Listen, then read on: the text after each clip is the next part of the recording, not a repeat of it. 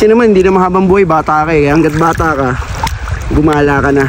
Gawin mo yung dapat para sa buhay mo. Kasi pag tumanda ka, yung mga magagandang alaala, hindi mo na magagawa dito yun. Ganito kalinaw yung tubig. Alat! Ganito kalinaw yung tubig dito. Maraming salamat sa mga residente rito, napakalupit. Kaya guys, maliligo na ako. Yes, masarap sa piling. Maliligo ako. Ayan, dagat, ang linaw ng tubig. Tara na, ligo tayo. Outfit check. Ay, mabasa.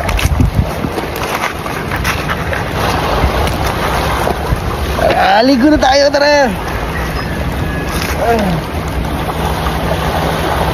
Tara.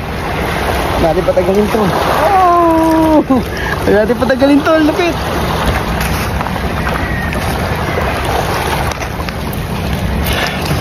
Dagat na ako ah. Ito talaga yung ano. Babasa ako eh. Babasa yung pantalong ko, kailangan pa rin maayos. Mabasa, ayun. Hindi natin na maayos yan. Ito lang, ayaw matanggal.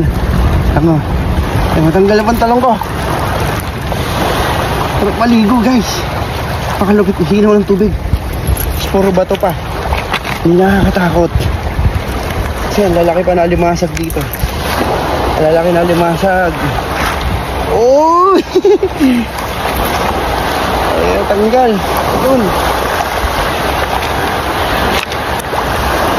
So tara. Tara, ito talaga. Nakulayan ko na yung drawing ko. Dati puro drawing lang ginagawa ko. Ngayon ito. Yung drawing ko kulay na rito. Open space, masarap maligo. Ligo tayo guys.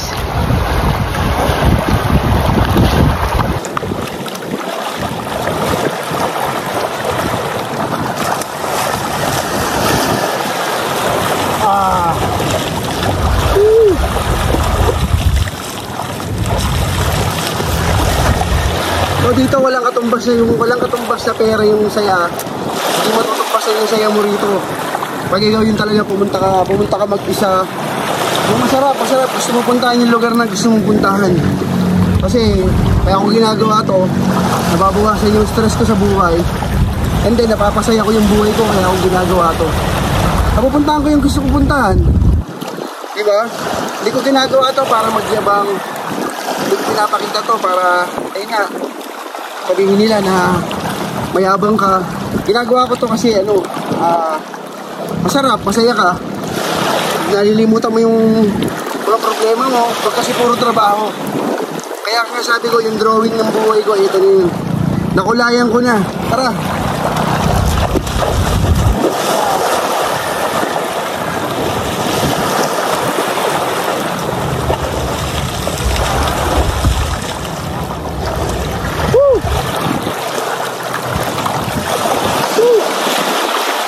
Masarap maligo.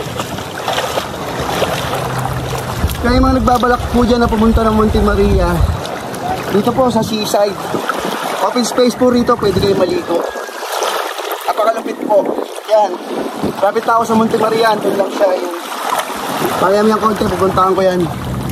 Siyempre, hindi ko na sasayanan yung pagkakataong kung makaligo dito sa dagat nila. Lalaki ng bato. Lalaki ng bato. Parang malaking bato rito. Ang ganda rito. Kung mapupunta po kayo rito, open space po ito. Pwede po kayong maligo. Libre po. Wala pong bayad ang cottage kasi. Kung pwede, makiusap po kayo sa mga residente rito na magbabanlaw kayo. Goods po yun. Then, meron din mga pahingahan dito. Hindi ko napakita yung pahingahan. Pwede rin kayong pahinga. Ayaw nyo maligo. Pero mas trip ko yung maligo eh. Grabe ang linaw dito. Putik na yan. Wala akong masasabi. Pakalinaw. Pakalinaw ng tubig guys.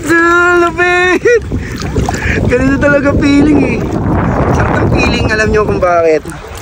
Yung pinapayaga ka ng asawa mo, bait yung asawa ko. Bait yung asawa ko. Pinasama ko nga siya, ayaw niya lang. Pero gusto ko kasama siya rito. Tara po, thank you ako sa asawa ko. Thankful ako dyan. Kasi yung asawa ko, binibigay niya yung gusto ko. Kasi naman, hindi na mahabang buhay. Bata ka eh. Hanggat bata ka, gumala ka na. Gawin mo yung dapat para sa buhay mo. Kasi pag tumanda ka, yung mga magagandang alaala, hindi mo na magagawa dito yun eh. Ito, di ba? Minsan ka lang magpunta rito. Pakalupit nito. Kaya sinusulit ko yung mga bawat lugar na pinupuntahan ko.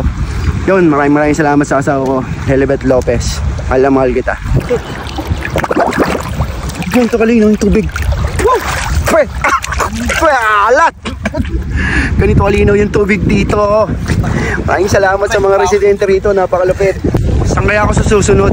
Kung papayagan ako ng asawa ko. Ayan o, ganda na. Sa Pampang na ako pero napakalupit. Sana payagan uli ako ng asawa ko kung saan man ako pumunta uli sa susunod. Sa susunod na Lunes, abangan nyo. Pupunta uli ko kung saan ako mapapunta. Saan ako mapadpad. Basta kung saan ako dali ng motor ko, napakalupit. Thank you sa motor ko. Inaalagaan niya ako. Nadadala niya ako sa mga safe na lugar na pinupuntahan ko. Maraming salamat doon sa motor ko.